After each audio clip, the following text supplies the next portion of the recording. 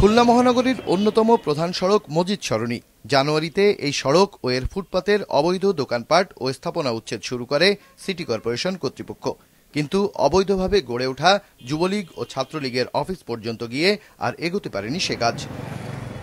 মহানগরীর রূপসা, সোনাডাঙ্গা, বয়রা, বৈকালী সহ অন্যান্য এলাকাতেও একই পরিণতি হয় উচ্ছেদ কার্যক্রমের।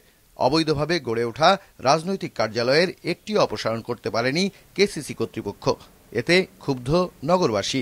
আমরা আজকে দেখি যে এইখানে শ্রমিক লীগের অফিস, সামনে এইখানে জাতীয়তাবাদীর অফিস, মানে আপনার পা টু পা, মানে এইখান থেকে ধরুন হাফ কিলোর ভিতরে 4-5টা অফিস। আমরা নাগরিক হিসেবে চাই না যে আসলে কোথাও অবৈধ স্থাপনাগুলো থাকুক। অবৈধ এগুলো উচ্ছেদ করা উচিত এবং উচ্ছেদ করলেই রাস্তাঘাট ক্লিয়ার হবে।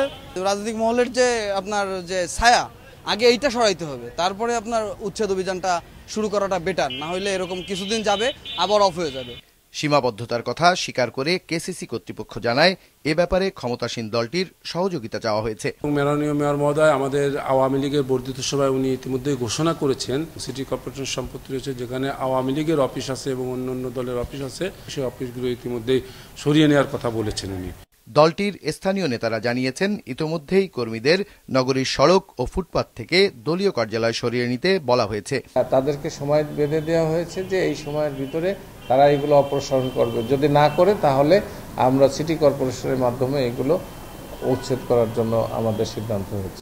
আগামী এপ্রিলে আবারও নগরীর ফুটপাত ও সড়কে উচ্ছেদ অভিযান চালাতে চায় কেসিসি।